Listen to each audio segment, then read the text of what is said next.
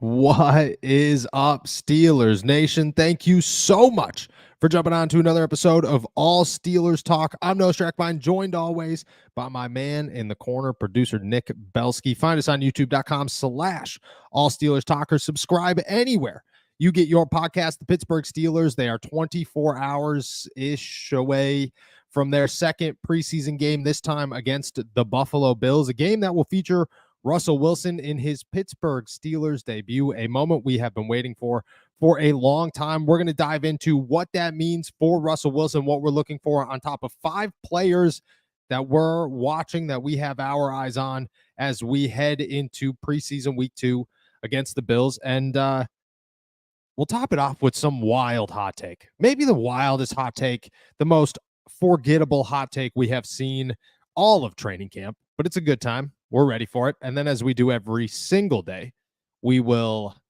answer all of your questions and we'll dive into much more, many more Pittsburgh Steelers topics. As I say every day, it's a beautiful day here in the Berg, a little rainy, but we're getting through it. How you feeling, my friend? Feeling really good. Excited for the end of the week. Obviously, you have your Fort Lauderdale shirt on, so it seems like the drinks are getting ready to flow on a Pittsburgh weekend. I know it's a work weekend, but hey, there's always time for a little bit of juice here and there. So I'm excited about the weekend, and I'm excited about this episode as well.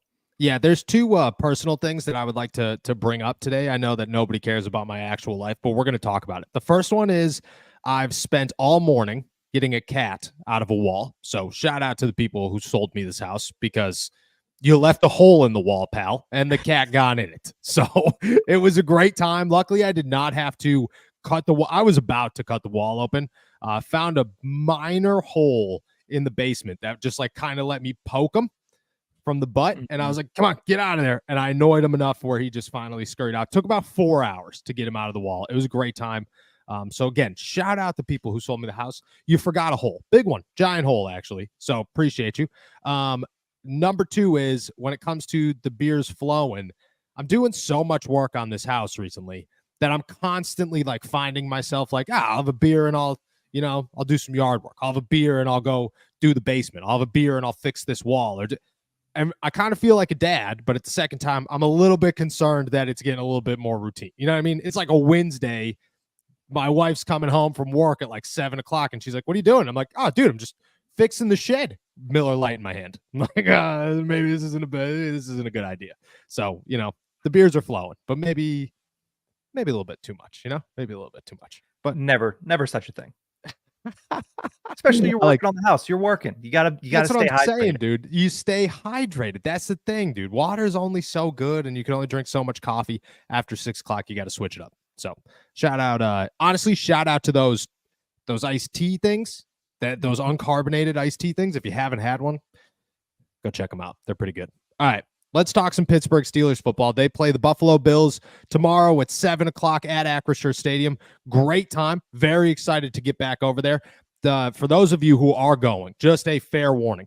The Pittsburgh Pirates, the Pittsburgh Steelers, and I believe the Riverhounds all play at the same exact time on the same exact, not the same exact time, but roughly the same exact time on the same day. So getting to the North Shore is going to be a complete pain in the ass.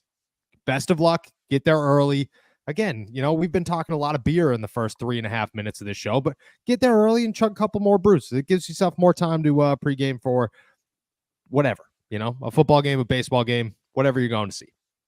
The Pittsburgh Steelers will be led by Russell Wilson, who Mike Tomlin made very clear was going to play roughly 4 series for the Pittsburgh Steelers. Josh Allen on the other side of the ball is going to start, gives us plenty to look forward to tomorrow. I'll start off with that one. What are you looking forward to? What's the biggest thing that you have your eyes on heading into the game against the Bills? Yeah, I said yesterday the play action, that is definitely going to be one that I'm keeping an eye on. But just for Russell Wilson, kind of what the play calling decisions are from Arthur Smith with Russell Wilson in the ball game. Obviously, this is the first time we've seen him really take competitive snaps so far since he's joined the Pittsburgh Steelers. So I want to see what the decision making is, even though knowing it's going to be a preseason game and a preseason slate that's in front of Arthur Smith when it comes to his play calling. I want to see what he dials up for Wilson in his debut. Yeah, I like the play action. I think that'll be heavily involved in the Pittsburgh Steelers offensive game plan tomorrow. Something that the Steelers should be able to utilize and hopefully utilize well. On my side of things, what I'm looking forward to is Russell Wilson obviously controlling the offense, getting a flow, connecting with guys. But I want to see an opportunity against the Bills defense, which is stout and has an opportunity to be just as good, maybe a little bit worse, but in the same ballpark as the Houston Texans. Give me Darnell Washington. Give me Van Jefferson. Give me Calvin Austin. Give me all the guys that we have watched to this point and have said, hey, they could be a breakout player. They could be a big name for this offense. Let me see a little bit of them. I don't care if it's 2 plays, 3 plays. I want to see them get involved to show me we're still in this. You don't have to be a superstar. You don't have to make multiple big plays. I just want everybody to remember that there's a talking point here. That's what I want. I want to leave this game with all of the guys that we have put some juice into being able to say, oh, there's a conversation to still be had here on Sunday morning, on Monday morning, because if you don't and nothing happens, you have nothing to continue that conversation. That conversation goes quiet. So I'm looking for Van Jefferson, Darnell Washington, Calvin Austin. On my list, there's a couple more guys on defense, DeMarvin Leal, Isaiah Loudermilk, Peyton Wilson's a big one. All these guys that we kind of put some stock into already. Let that conversation continue and to develop as we dive into it. We're going to dive into 5 players to watch. Pittsburgh Steelers versus Buffalo Bills. I got some good names. I'll let you go first because you got 2 heavy hitters for me. What do you got? Yeah, offensively, the one name I'm looking at is Calvin Austin. I mean, everybody's talked about this wide receiver crew, and everybody obviously is talking about a wide receiver that's currently not on the Steelers roster. But Calvin Austin is a guy that all summer long, it seemed like him and Russell Wilson in particular were forming a really strong bond. And Russell Wilson had plenty of complimentary things to say about Calvin from the first second he stepped foot on St. Vincent campus in Latrobe. So I'm interested to see how that connection looks in a game. Obviously, you can see it in practice all you want, but in a game, what does Wilson do that helps Calvin Austin more, if there is anything? Because obviously, Austin had a couple of nice catches last week in the first preseason game, but with a guy in Wilson who has been kind of carrying that flag for Calvin Austin all preseason long, is he going to be able to get him a little bit more involved tomorrow? That's what I'm going to be keeping my eyes out for. And then on the defensive side of things, Patrick Queen was one of the biggest, if not the biggest, acquisitions made on that side of the ball this offseason, and he's going to be making his preseason debut tomorrow. So I'm keeping my eye on him. He's the quarterback of the defense for a reason. He's going to be wearing the green dot. I want to see what he looks like in his first couple reps in a Steelers uniform in a game action. Yeah, I agree with both of those things. I mean, the hype between Calvin Austin and Russell Wilson's real and exciting. And I think Calvin Austin played very well in the preseason opener, well enough to put some, he had eyes on him going into it. I think leaving the game, it was like, oh, okay, Calvin Austin definitely generated some momentum here. Patrick Queen, certainly. So I'm just excited. We already know who Patrick Queen is. You know what I mean? We already know he's a stud. He's a superstar inside linebacker. I want to see him look good in the black and gold. I want to see him make a play. I want everybody to just get more excited about what he brings to the table, because we already know what he brings to the table, but let's see it. You know what I mean? Just like you said, let's get some splash. Let's get some Patrick Queen. Let's let the Steelers defense show everybody we got another dude here, and this dude's phenomenal, and he's just another reason why we should be excited. I agree with both of those. I didn't mean to laugh in the middle of your take. I was not laughing at Calvin Austin. Shout out Calvin Austin. We got an update. We got an update. I know what's coming, even though I don't know. Breaking news. According to The Athletics, David Lombardi. Wanted to make sure I get that one right. The Athletics, David Lombardi. Brandon Aiyuk watched 49ers practice for the third straight day. This time, not just a red shirt, my friend, but also a red hat. Ooh. He became a spectator after finishing some sprints and conditioning work on the side. Red shirt, red hat, for those of you who are paying attention. I mean, they don't just give hats. They don't give hats to everybody, my friend. Just every player that's in that locker room, every sideline person, anybody in the staff. Pretty much they hand them out like candy, but not everybody. I didn't get a hat. I don't own a red hat. Brandon Aiyuk owns a red hat. I mean, tea leaves, my friend. The tea leaves, they're red just like the fall. Lombardi stepping on Grant Cohn's toes there with the Aiyuk clothing update. I'm sure we'll get a Grant Cohn video up here soon. Shout out our boy Grant Cohn, man. I actually meant to try and get him on the show, but he is obviously paying attention to bigger, better things than this. So, you had to be there. But red shirt, red hat for everybody who's paying attention. My 5 guys to watch in this game. I'm glad that, when do you think, let me ask this. When do you think the next time we go show without talking about Brandon Aiyuk is? 3 weeks, maybe 4. I don't know. Until this is over, there's always going to be at least something small to talk about at some point in time. I have no idea where the end is for this conversation because, I mean, Aiyuk's been there 3 straight days. Maybe, I don't know, just doesn't want to get fined, or maybe they're actually getting close. But really, there's only a handful of people that know, and I'm not one, and you're not one either. It's unfortunate, though. I wish I did. TJ Watt broke the system when he held in because he showed everybody that if you just go to practice, they can't fine you. So you still get paid. It ruined everything. You have no idea what's going on. Red shirt, red hat. I'm giving it, I don't know. We might be talking about this Christmas, man. He'd be showing up in a long beard and a big jacket, and we're gonna be like, dude. I mean, red, man. That's San Francisco, obviously. Well, I don't remember what week it is, but there is a week in the season where he has to be playing by, or the whole year is forfeited, and he's in the same position again next year. I think it's week 8. I think he's got to be there by week 8. Shout out week 8. That's a long ways away. That's a lot of time to be talking about somebody's clothing on the West Coast. Yeah, yes. It's a long time, man. It's a long time. But that's what we're here for. My 5 guys. I got some good ones here. Calvin Austin and Patrick Queen were real good ones too. I'm going to start on the defensive side of the ball with 2 big names here. DeMarvin Leal is my first one. Banged up. Not sure if he's going to play. I hope he does play. I liked what I've seen out of DeMarvin Leal so far. He looked real good in the preseason opener. He's looked really good at training camp. I think DeMarvin Leal is taking a step forward. He looks in better shape than he's looked his entire NFL career. I'm hoping that means he's more motivated. He's ready to go. This is his season. I have bigger expectations for DeMarvin Leal right now than I've had in 3 years. So I'm very excited about what he could bring, and I just want to see that continue. Obviously, this is a day-by-day basis. This is a case that is not solidified by no means. Nothing is cemented with DeMarvin Leal, but he's clearly taking steps forward. I'm a big DeMarvin Leal guy right now, and I would like to see that continue. Back of the defense, Corey Trice. Dante Jackson most likely isn't going to play because he's banged up, hasn't practiced all week. Corey Trice is going to start, and he's going to start against names like Keon Coleman, KJ Hamler, Khalil Shakur. He's going to face Josh Allen. I think this is a massive opportunity for Corey Trice to do one of 2 things. Showcase that he should be that cornerback 3, and we could stop talking about Patrick Peterson, and we could stop talking about Stephon Gilmore and all these other names, or showcase that we need to sign, or the Steelers need to sign Patrick Peterson or Stephon Gilmore rather quickly, because at this point it's becoming an issue.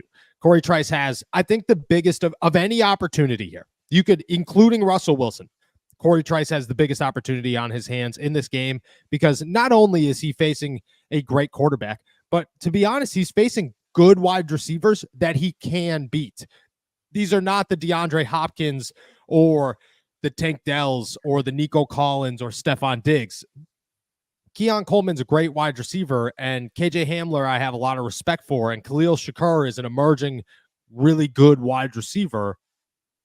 But none of these are names that are solidified superstars in the NFL, and I think Corey Trice has an opportunity to kind of win some battles and turn some heads. I think of all the people, he's got the best opportunity. I'll pause there before I go over to the offensive side. What do you think of Leal and Trice? Leal is definitely a huge one. He's a guy that coming into this training camp, both me and you were looking at it like, well, you got to do something here. Like, this is kind of the last chance to dance for DeMarvin Leal in Pittsburgh. And he's shown out, and he's done really good, and he needs to continue to build on it. He was good last week against Houston. If he's good again this week against Buffalo, I mean, I don't know if I'd say a lock, but I think it's pretty much a lock that he ends up making the 53 man. And Trice on the other end of things, there's a hole there to be filled. And this is really his rookie year. He's done really well so far to kind of build week after week after week and get better and better and become a more integral part of the defensive scheme week after week. This is another chance for him to put his foot in the ground, say he's firmly there and then continue to build going into the regular season. I like the progression that he's had, and this is just another opportunity to show that he has more to give. Yeah, I agree. And massive opportunities for both of these guys. On the offensive side of the ball, I got a listed 3 here. Very excited about all 3 of them. The first one's the big man in the middle, man. Zach Frazier. We've talked about him all week. This dude looks like a stud. He is my favorite rookie right now. He is turning heads. We got fired up about Jack Coletto. You guys know me. I am a hard-nosed, punch-in-the-face football fan. There's nothing that gets me riled up more than a good block. And Zach Frazier, man, loves putting people on their butts. And I love every second of it. So I think Zach Frazier is going to get the first team reps tomorrow. Whether or not Nate Herbig plays doesn't matter. I think Zach Frazier starts this game. I'm that's competition on the other side of that. You got Greg Russo. You got Ed Oliver. Those are big names that Zach Frazier is going to, at some point, in some way, whether it's a pull, a double team, straight on, is going to have to face. I'm excited to see what this kid can do with the ones. I could see a big moment for Zach Frazier in this game. One where we are, okay, there it is. That's it. That's the Steelers center. They got one. We're here. Took 2 years, but they figured it out. Zach Frazier reminds me of a Pittsburgh Steelers football player in and out, and I'm very excited about him getting an opportunity against good talent with the ones and us being able to watch it, because there has not been a moment where I've thought, man, Zach Frazier isn't good throughout this entire summer. My other 2 are running backs. Cordero Patterson. I mean, I just want to see him, man. I just want to see him. Like, I feel at this point I'm bagging on Cordero Patterson like too much. Like, I almost feel like I'm picking on him, and I don't want to, because I was very excited when when the Pittsburgh Steelers signed Cordero Patterson. I thought that they got a good player for a kickoff rule that has a lot of upside. I thought this was a move that I was excited for them to make. I need to see him play. Like, at some point, I need to see him out there doing something, because I get it that he's Cordero Patterson. He's a veteran. He doesn't need to do things. He's 32 years old. You are a running back at 32 years old. You need to do something. You know what I mean? This is not Russell Wilson. This is not Cam Hayward. This is not TJ Watt or Minkah Fitzpatrick. This is a 32-year-old running back. Running backs fall off after 30 pretty frequently. If Ezekiel Elliott was not playing in the preseason at all whatsoever, if he was not taking training camp reps at all whatsoever, people would be worried about what they were getting out of Ezekiel Elliott over in Dallas. And I'm not saying that Cordero is Zeke, because I think Zeke's come and gone from his stardom in the NFL. But that's the point I'm trying to make, is running backs over the age of 30 or approaching the age of 30. They got some miles on him, and you got to see what you have on this guy. I want to see what the Steelers have in this guy. Cordero's a big one for me.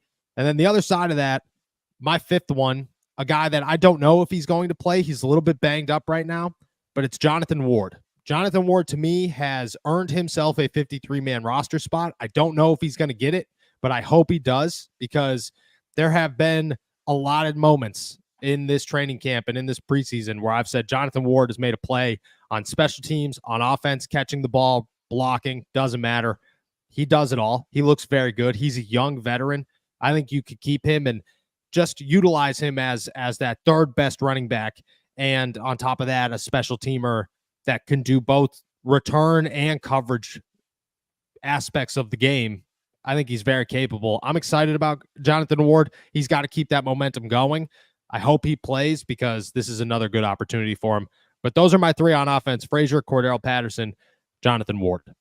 Yeah, Cordero Patterson is kind of the Steelers' worst kept secret, because everybody knows what he's going to give, but he wasn't really there for much of OTAs. He showed up the last couple of days of OTAs. He was there in minicamp and said that, hey, I'm not about 100% right now, but I will be by the start of camp.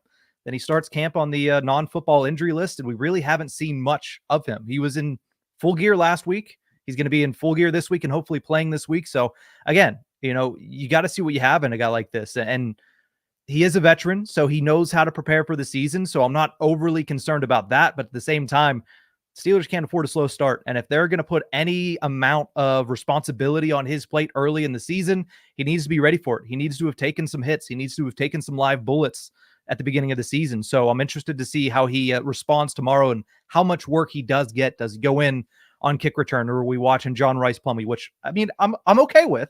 I'm not okay with that. I'm not gonna be upset about it. But again, you'd like to see the guy that you're expecting to be there in week 1 take 1 or 2 here this week and next week as well in the final preseason game. And then Zach Frazier, there's always one player who shines a week, and we get to talk about him the first week of OTAs. I remember it was Darius Rush was every single day. It was Darius Rush, Darius Rush. Well, this week from the preseason game on Saturday onward, everybody is talking about Zach Frazier. So I'm very excited to watch him continue. Obviously, you know, the fact that the Steelers seem to have a guy at center, a guy to be that, you know, general at the front of the offensive line, it's tremendous.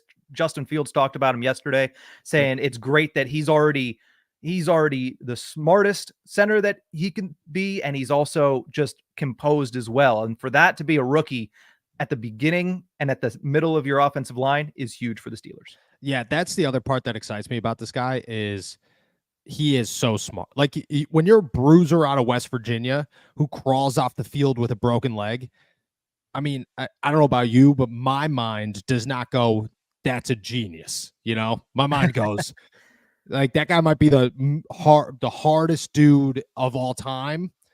Could be possibly dumb as bricks, you know, could be nothing going on upstairs.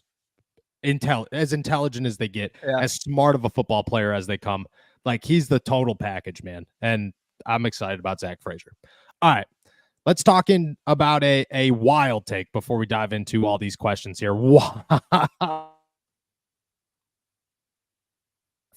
ESPN's Dan Graziano, who, you know, from time to time, and by that I mean pretty frequently, drops just hot take after hot take after hot take about the Pittsburgh Steelers. This time he was a little baffled by a question about whether or not the Pittsburgh Steelers quarterback play was better than it was a year ago. This is what he had to say on ESPN. Quote, "No, I don't know why we would assume that better quarterback play. These are both flawed players. That's why they got them for the price they did. They made the playoffs last year starting Kenny Pickett and Mason Rudolph at quarterback. Mike Tomlin is good at his job. And if he makes this decision, we have to give him the benefit of the doubt that it's the right one. But I do think if the Steelers win games this year, it'll be because of their defense, because of their running game. I don't think they have much. They have much at wide receiver, obviously George Pickens, but otherwise it's not great. And then at quarterback, 2 big question marks. So to me, Fields gives you more upside. If you want to be a running team, then having a quarterback that can run like that gives you so much more than you can do in the run game. I feel that's possible. The right way, that's probably the right way to go, but I don't think it's the way that they're going to go. Obviously, you could say whatever you want, and there's questions in here about Kenny Pickett's play last night and so on and so forth. In the context of things, and go back and watch that entire clip because me reading it doesn't do it justice, and I realized that as I was reading it. It baffles me that people think that the Pittsburgh Steelers offense as a whole, especially the quarterback position, did not get better. And to me, it's very simple. You have an offensive coordinator that is designing offensive plays for quarterbacks to succeed in.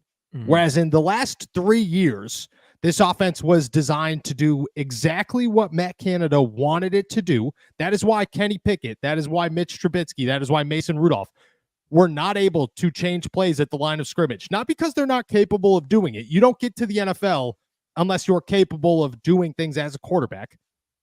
It's because Matt Canada knew what he wanted to do and he did not want to do anything else. And that did not work almost all the time.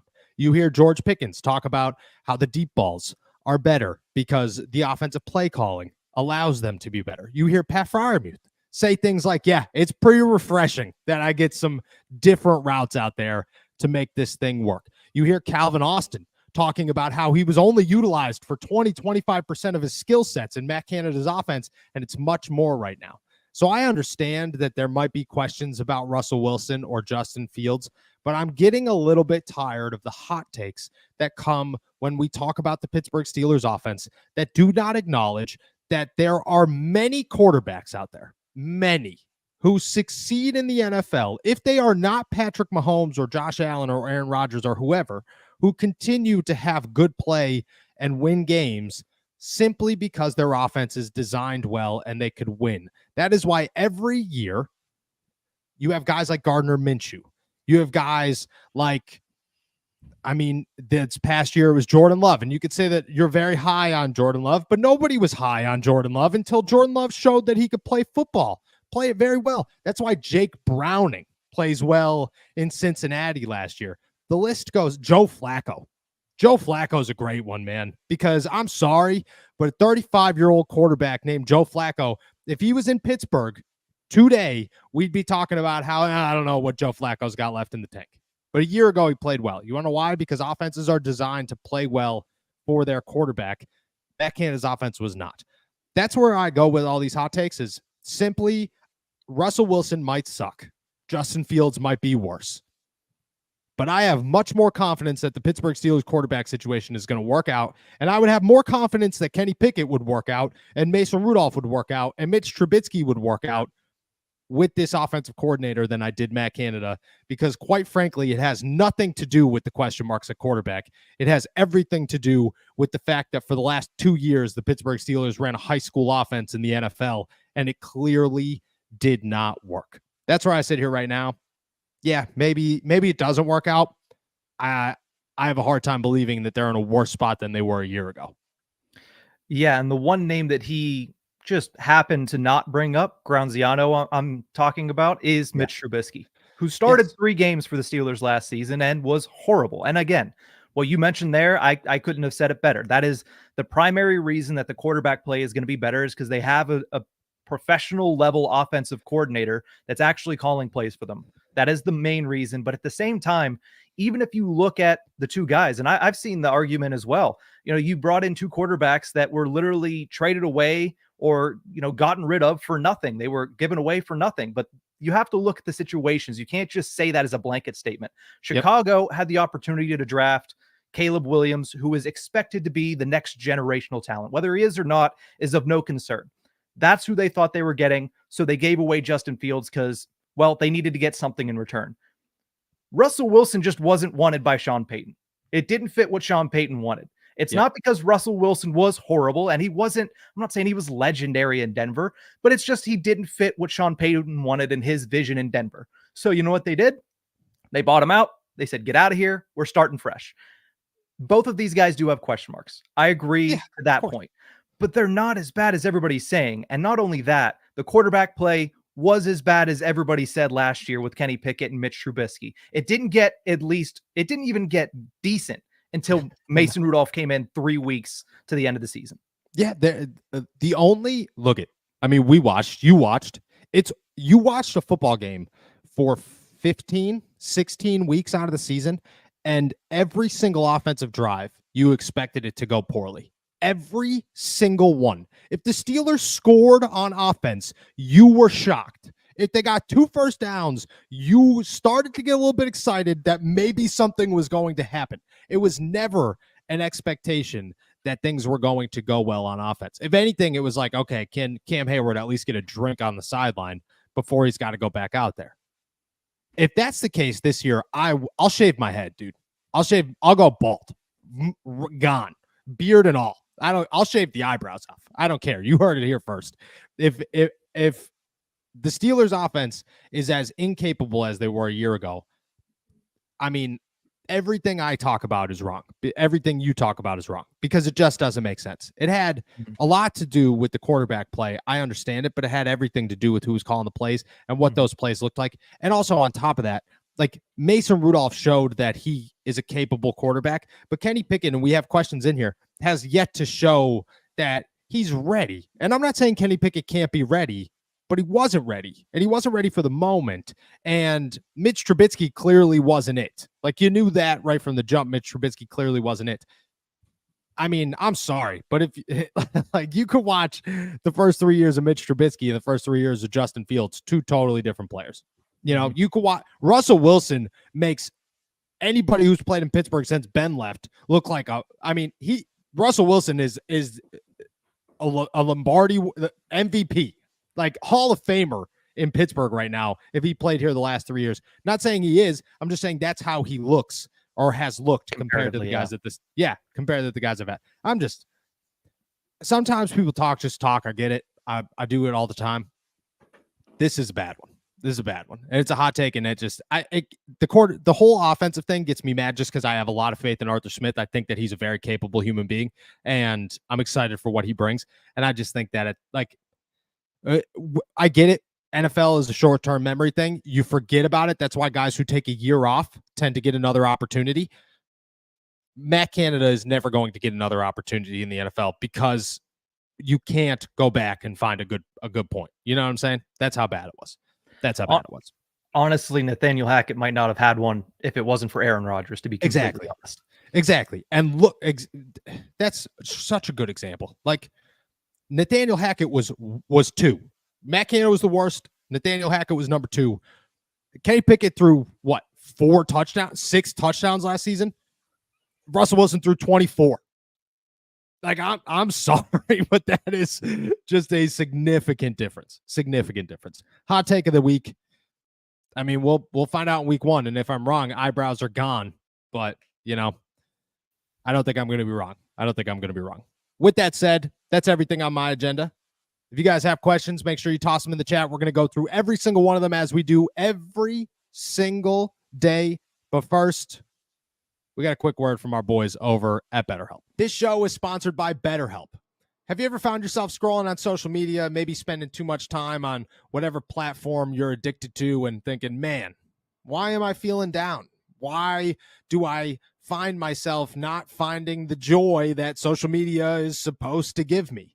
That's because comparison is the thief of joy, and it's easy to envy other people's lives, but therapy can help. It can help you focus on what you want instead of what other people have, so you can start living your best life. I'm somebody who's advocated for therapy for a long time. You constantly see me wearing the sweatshirt, going to therapy is cool. I've reaped the benefits for years, and I think everybody who's thinking about it should add that to their agenda as well, because in one way or another, it's very helpful. If you're thinking of starting therapy, give BetterHelp a try. It's entirely online, designed to be convenient, flexible, and suited to your schedule. Just fill out a brief questionnaire to get matched with a licensed therapist, and you can switch therapists at any time for no additional charge. Stop comparing and start focusing with BetterHelp. Visit BetterHelp.com/allsteelers today to get 10% off your first month. That's BetterHelp, HELP.com/allsteelers. Shout out to our boys over at BetterHelp, always helping out. And as we go through the Brandon Aiyuk saga, as our boy, oh man, we got a lot of Alexander says, man, sometimes you need some BetterHelp. So shout out BetterHelp. All right, make sure that you're tossing all your questions in the chat. We'll get to all of them before we head out of here. What do we got? Let's start with Vibing with the Dogs. It says, if the Vikings called about Justin Fields and offered a 3rd or 4th, do you think the Steelers would be interested in trading him? Oh, that's a tough question. Honestly, I would say no. Same reason for the Brandon Aiyuk situation of why San Francisco doesn't want to get rid of Brandon Aiyuk, even if they don't plan to sign him to a long-term deal. It's because the window for a Super Bowl is open and the Steelers want to win a Super Bowl. And say Russell Wilson goes down, Kyle Allen's not leading you to a Super Bowl. Justin Fields might. So I would say no in that situation. I don't know if there's a trade that the Steelers would accept, maybe outside of like some nuts trade for like a 1st-round pick. But I don't believe that they're looking to trade him simply because if something happens, or for us isn't it, they want another option because they think this is the year. Let's go to Mr. Lamborghini. Appreciate you as always. Says, if we try and trade and sign for Aiyuk, we might be in the same situation with Pickens that the Niners are with Aiyuk next year. Make it make sense. So I will make it make sense. And Jerry Dulac said the other day that the Pittsburgh Steelers plan to sign George Pickens no matter what, even with the trade for Brandon Aiyuk. This is how it makes sense. The Pittsburgh Steelers don't view Russell Wilson or Justin Fields as a long-term option right now. Maybe that changes, but that still has to come with a team-friendly deal on the quarterback end of things.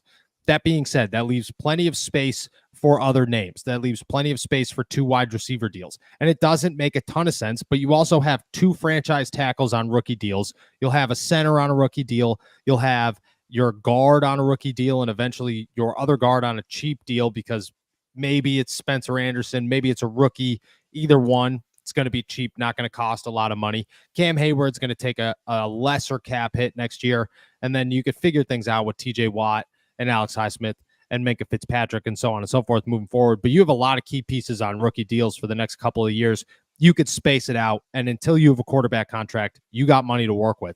So you could make this happen. The Steelers' plan is they're not gonna sign a quarterback to a massive deal. Even if Justin Fields could look like the next Patrick Mahomes, that would be the only way that they would even consider signing him to a long-term, huge contract deal. Doesn't mean they won't ink him to a long-term deal. Just means that it's not going to be a massive contract.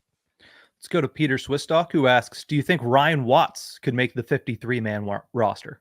I think he could. I definitely think he could. I think right now he's on the outside looking in, but I believe that he could. He's still got a little bit to go, and the problem is that the defensive backfield is pretty crowded right now. You need a corner, not a safety. Ryan Watts is a safety, not a corner. Because of that, I think it becomes difficult unless you keep 5. If you keep 5, then Ryan Watts is the next one. And I think he still has opportunities to earn his way into the 53-man roster, but it's kind of early to tell right now. Dalton says, is this a hot take? Tight end Michael Pruitt, running back Dajan Edwards, and edge rusher Jacoby Windman all make the 53-man roster. Maybe not a hot take, but maybe a bold prediction. I think Pruitt's going to make the roster. I'd be shocked if he doesn't make the roster. If I had to pick of these 3, Edwards, I don't believe makes the roster. I think Edwards is. Okay. So Najee, Jalen, Cordero.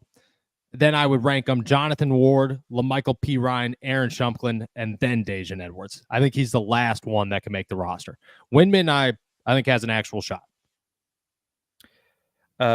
Keeping it in the AK says, was it camp on the 11th and missed seeing you working? I appreciate you. I might not have been there. The 11th was Sunday. I was not at camp on Sunday. I was, I want to say, waterproofing my basement. It was definitely something at this house because that is where my life has gone. But no, I was not at camp on Sunday. I appreciate you though. Wish you did see me. If you catch me next year at a game or whatever, I appreciate you. Give me a shout out. Let's go to Luke Cage, who says, with all the wide receiver talk, I'm not going to say his name, any word on a Cam Hayward or Pat Freiermuth extension?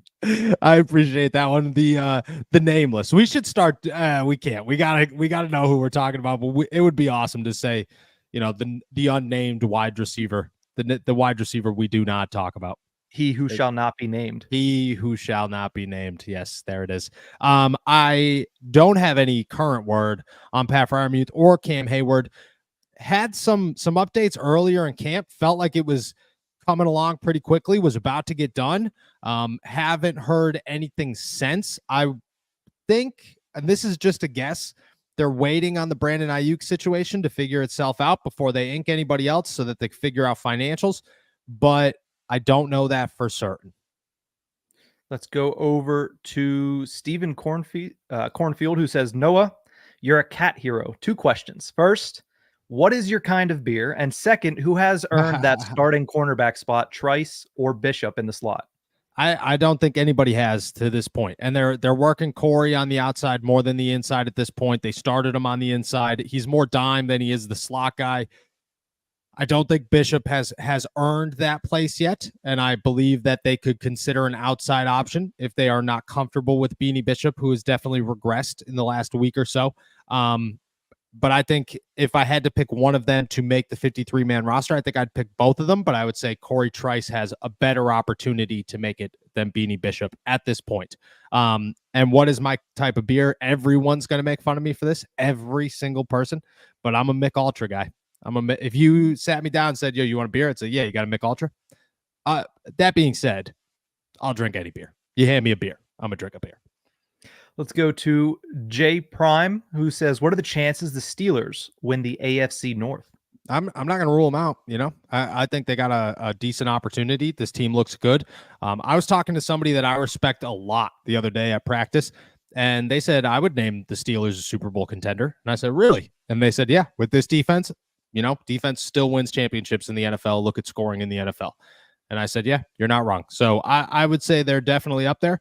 But I believe people are sleeping on the Cincinnati Bengals a little bit too much, and the Ravens are obviously the Ravens. Nobody's going to believe the Ravens are the Ravens until they start winning again. So it's going to be a tough challenge, but I wouldn't say they're out of it by no means. Let's go to Steven's next question. That is, so both Russ and Fields hold the top 2 spots in sacks the past 2 seasons. Do you think it's their issue or the issue of the O-lines that they had? And do you think that issue will carry on in Pittsburgh?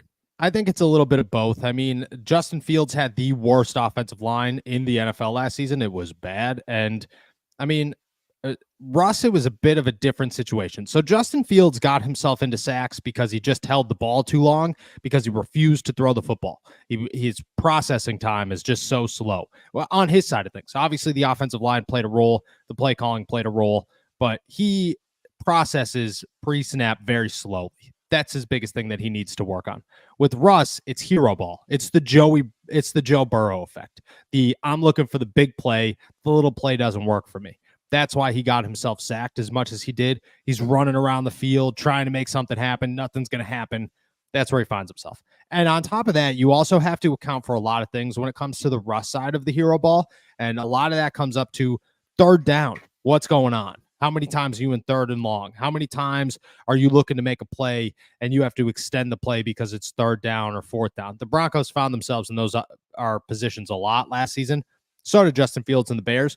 That plays a role into this, because I think that number is a little bit slighted, because you have to account for how many times did that sack not really mean anything. A sack means something on first and second down.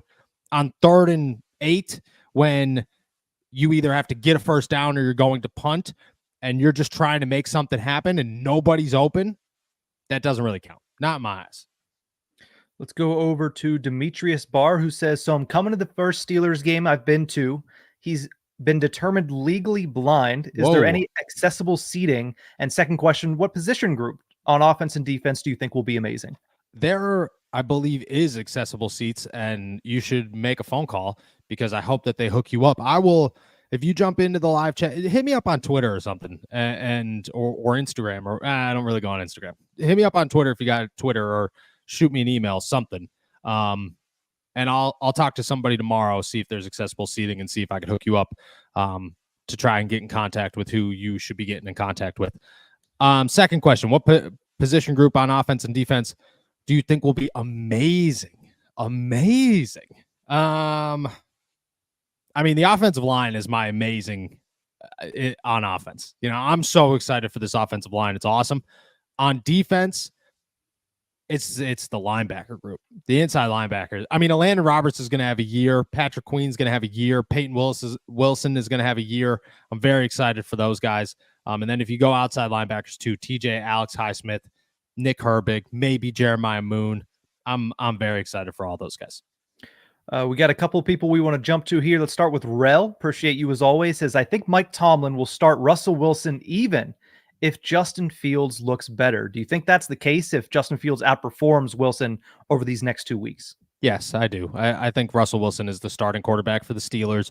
We've held strong to that the entire time, that this is not a real quarterback competition. This is a Mike Tomlin Steelers competition, and Russell Wilson holds a very strong hand over Justin Fields. So, yes, if I had to guess, it is Russell Wilson no matter what. Let's go to one of the all-stars of the chat. That is Potatoes Salad. That says, shitty day for me, out $1,500 on my car. Ooh. Unfortunately, sorry to hear that, my man. Wants to know, does my name come up at the dinner table yet? And also, do you have a guess for TJ Watt's sack total or total turnovers? It did come up one time. My father-in-law asked who Potato Salad was, or said that he was a big fan of potato salad, and I said, yeah, he's good. Seems like a good guy. So yes, it has. When it comes to the sack total and turnovers, I mean, if you had to guess, it's over 18 sacks, right? Like that's a minimum for TJ Watt. So I would say 18 plus sacks, 5 plus turnovers. That would be my guess for TJ. Depends on health. You catch me a couple of beer. We're talking a lot of beer in this episode, but you catch me a couple of beers deep working on the shed or something. I might talk you into TJ Watt Defensive Player of the Year. Put $5, $10, $100, whatever you're feeling on it. You should probably take it easy because the $1,500 on the car situation. But I might talk you into a nice bet on FanDuel there. Let's go over to Chance Watkins, who says thoughts on Julius Welshoff on the edge. Saw him get some reps in the preseason opener alongside Nick Herbig. Yeah, I was surprised. I was surprised to see Julius Welshoff out there with the starters against the Houston Texans, but I don't know. He hasn't looked super impressive. That being said, they must like something that they see out of this guy if that's the way that they're going. I would like to see him get an opportunity again and see what he could do. To be honest, Jeremiah Moon looks better, but Jeremiah Moon played with the third team and Julius Welshoff played against the first team, so different competition. Let's see what he does if he can get another opportunity. Or at the same time, does Jeremiah Moon look as non-existent as Julius Welshoff did against Houston? Let's go over to Alexander, who says Juju is not better than Van Jefferson. Why consider bringing him back? Veteran leadership, another name, just a reliable set of hands, good blocker, tough guy, fits the offensive scheme well. If I'm building a football team, I'm not calling Juju Smith-Schuster, and I don't think Nick or anybody else is calling Juju Smith-Schuster. But the same reason we come on the show and say we don't know a lot of things is because the Steelers make those calls and not us, and the Steelers do like Juju, and they would consider bringing him back for some reliable depth. But again, I think it just matches, and in their head, they think that he has a little bit more left. I mean, he is a year removed from a very good season, so maybe there is something left in the tank. It's hard to, when it comes out to the knees ready to explode, all these issues, blah, blah, blah, the Steelers will make that final call. The Steelers will bring their doctors in and say, how eligible is he going to be for the next X amount of years? And they'll make that call then. We could just speculate on the whole thing, but I would say it fits the offensive scheme for what they're trying to do.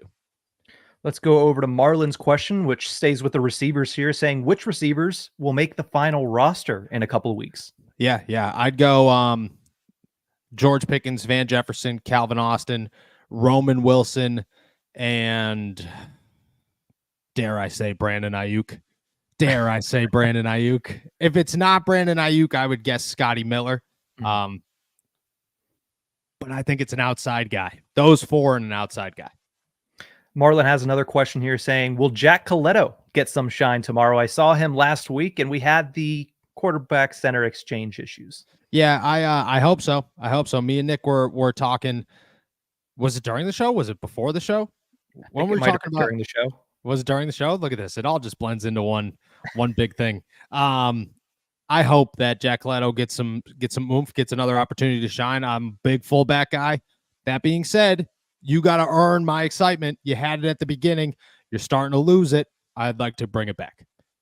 Let's go to Christopher's question next, which is, do you believe the 49ers actually offered $30 million a year to Brandon Aiyuk? No. From what I've heard, it's $26.5 million. The Steelers have offered 28 point something. Let's go to X Concepts, who says, any chance Jonathan Ward steals Patterson's spot on the 53-man roster? Patterson is a complete unknown, and I don't trust him as a running back 3 at this point. Yeah, I don't know if I trust him either, but here's the thing. When it comes to Jonathan Ward versus Cordero Patterson, is Cordero Patterson gets about $2 million in guaranteed money this year. I don't think I would guarantee him any money, but that being said, the Steelers did. So it's tough to say we're going to just take an L on that and move on unless he's really bad. And Jonathan Ward would have to look unbelievably good. And I just don't think that that's the case right now. I hope that Jonathan Ward continues to shine. I'm always about the sleepers, maybe not over Cordero Patterson, but alongside him. I could see that happening. I don't want to say definitely, but I could see it happening.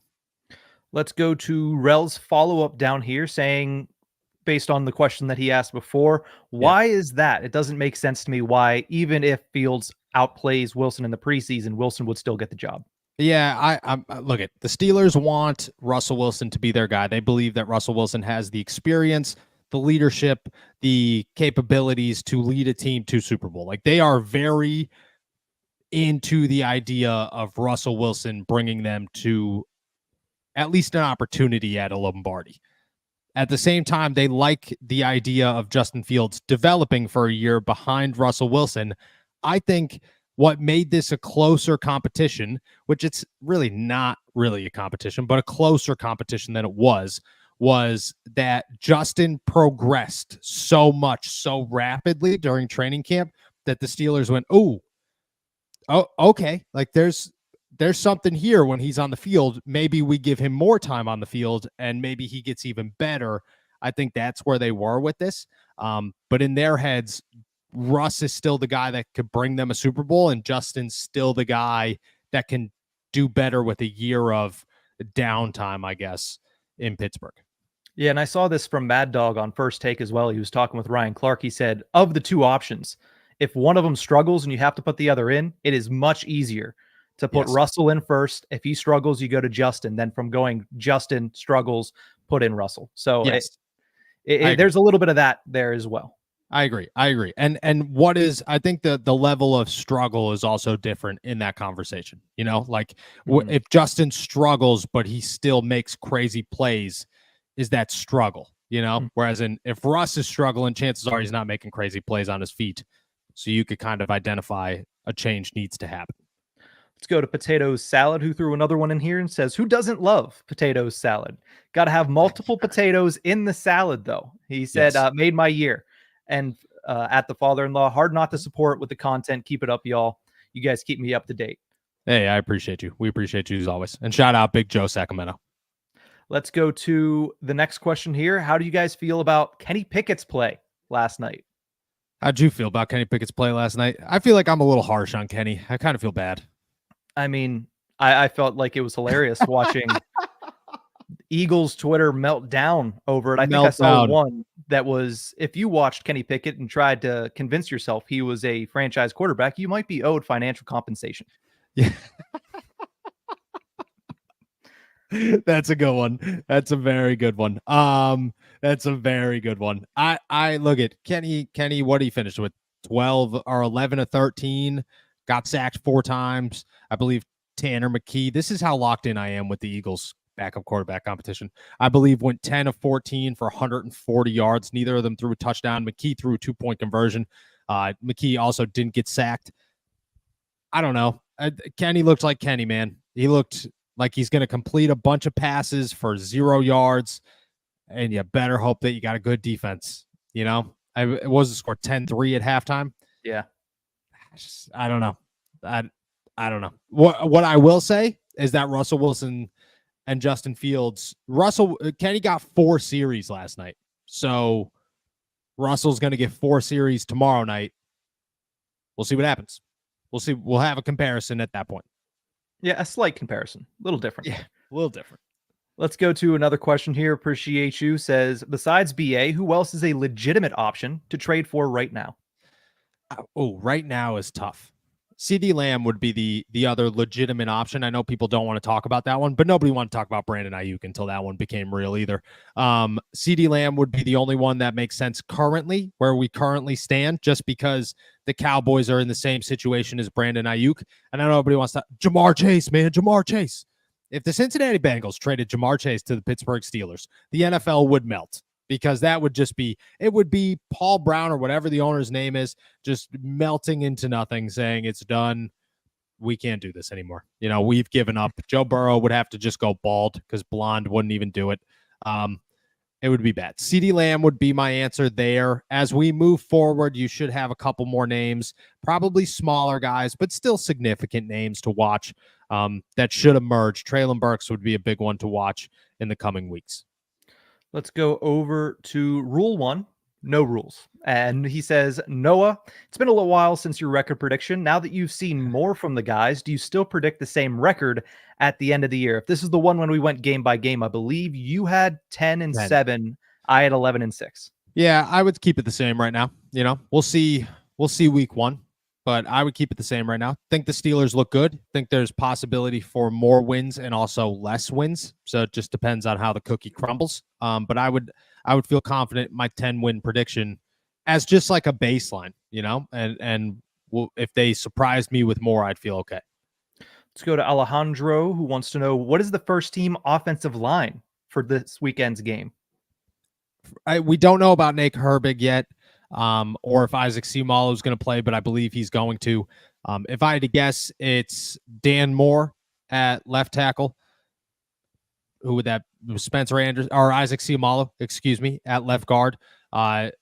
Zach Frazier at center. James Daniels at right guard, and Broderick Jones at left tackle, or right tackle, excuse me. Speaking of Broderick Jones, Chad wants to know, do you think he starts at left tackle for the regular season? No way he comes off the bench again. I did see the reports of there's going to be a competition at left tackle. I'm not upset about that as long as Broderick gets pole position in this competition. I do think that he deserves to be handed the job, but I also don't think that Broderick has looked as phenomenal as he's going to in time. And because of that, you don't want to just toss. It's the same thing with Troy Fautanu. You don't want to toss somebody in there who's not capable of improving your offensive line. I think Broderick's the best option. I think he's the franchise left tackle of the future for the Pittsburgh Steelers, but I understand where they're coming from with we want to be more cautious than we are urgent, and I think that makes sense. That being said, I expect him to win that competition with ease. Let's go to Robert's question next. Random question. Do you think Antonio Brown will make the Hall of Fame? That's so tough. It's a random question, but it might be the hardest question we asked today. Yeah, it might be. It might be. Do I think he deserves to make the Hall of Fame? Certainly. I'm a big proponent of, or a big supporter of, the Hall of Fame should be based strictly off of your play during your professional football career. If you do something crazy outside of it, you know what I mean? Like if you play 4 years or you play 10 years and then I'm not going to name something horrendous, but you do something horrendous, like really not throw furniture at an old person off a balcony or, throw a rock at a truck driver, horrendous. Much worse than that. There's a conversation to be had of why you should be left off of it. But I don't think Antonio Brown did anything that deserves to not be in the Hall of Fame, and his playing career is one of the greatest of all time. So, in my opinion, yes. Also, Antonio Brown called me one time really early in the morning, and talking to him for about 10 minutes, mostly getting yelled at for a situation that I won't bring back up, but an off-the-field situation that I had to report on. I will say this, that he asked a billion times in that very short conversation, why can't we just stick to football? And at the end of the conversation, I had the thought of myself, you know what? Maybe we should just stick to football sometimes. And I think with AB's Hall of Fame, we should. Let's go to Gary Yates's question, which is, has Darnell Washington been catching more passes during 7 shots or any time else as far as this goes? Yes, 100%. Darnell looks very good as a pass catcher this offseason. He looked good for the first week last year as a pass catcher, and then it kind of died off. This year has been very consistent. I think the offense is built more for 2 tight ends, and he's the second one. I believe that Arthur Smith knows how to utilize big tight ends more. So I think, yes, he has looked very good as a pass catcher.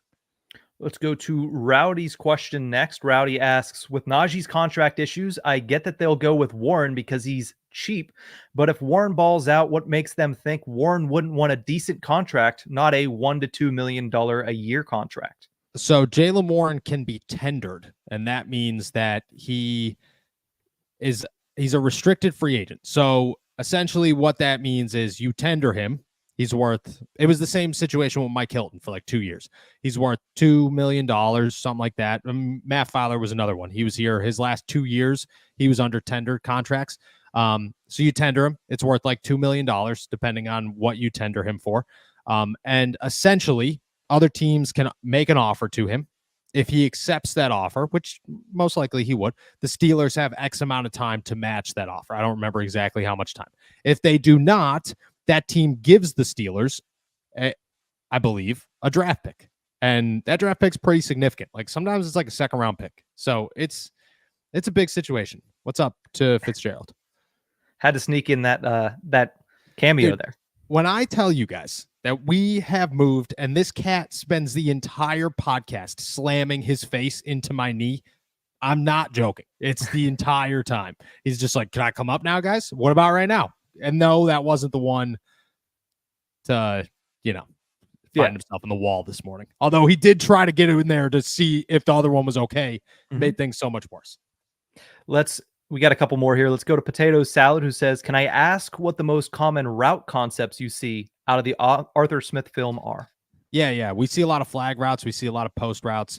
A couple of digs, but it's a lot of post routes. A lot of post routes over the middle. That's the biggest concept for Arthur Smith's offense. Derek Bell, everybody remembers Derek Bell. Shout out DB. Brought up the Windman run or something, the Windman counter. He tried to explain that concept to me, and it was fun to watch. But Arthur Smith loves those too, because ever since then I'm like, oh, okay, there it is. There's another one. But in the receiving game, it's a lot of posts. Let's close it out with this one from Humberto. Any comments on the Australian Olympic breakdancer? Yes. Phenomenal. I've seen memes of people who have that as their windshield wiper. So their back windshield wiper. So when it goes up, it's just hurt. Najee Harris, I'll leave you guys with this one. Najee Harris did that dance in the middle of practice, the second last day of training camp, the last day of training camp, something like that. Yeah, was having a blast with TJ Watt and the Herbigs standing back there, and just decided, screw it, I'm going to bust a move, and just dropped down to the floor and started, whatever this is, whatever. Olympic breakdancing, apparently. Did you know that was added by the country who hosted that was added by Paris? Like that the host country gets to add a sport, and that's how breakdancing got in there. Interesting. I mean, it made me feel like I could be an Olympian, because I could definitely do that. You don't have to be a professional athlete to be able to do that routine. I think they just called people. They were like, let's have auditions. Who's out here? And she showed up, and they were like, yeah, sure, man. Like we're not gonna win this. You might as well. We'll give it to her. Whatever. But it was awesome. It was awesome. I will say that the only two sports that I watched during the Olympics were basketball, because Steph Curry was a monster, and breakdancing. So, and I watched the guy, the dude who put his hand in his pocket and shot the gun. I watched that clip 80 times, because I was like, that was pretty badass. But besides that, and I couldn't understand. I had to watch the whole thing because I wanted to see. He got silver, and I was like, well, if this guy didn't get gold, who the hell got gold? And I had to make sure that I saw who got gold. Yeah, well, I mean, maybe if they decide to bring it back in Los Angeles 2028, you'll see Noah Strackbine enter for the US of A as the breakdancing contestant. I think I might break my back, but we could try. We could definitely. I'll cramp up, but we'll figure it out. That's a wrap for today's questions then. All right, guys. With that said, we are heading out of here. Thank you guys so much.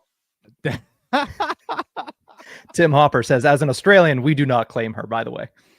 That's awesome. That was awesome. With that said, guys, we are heading out of here. Thank you so much for jumping on to another episode of All Steelers Talk. Make sure to subscribe to us on YouTube, youtube.com/All Steelers Talk. Check us out anywhere you get your podcasts. And as always, please find all of our stuff at si.com/NFL/Steelers. The game is tomorrow. We will have a walkover before the game, on top of all the news at si.com/NFL/Steelers throughout, during, and after the game. And a recap come Monday morning, or come Monday afternoon. So stay tuned. With that said, as I say every single day, enjoy another beautiful day in the Berg. Peace.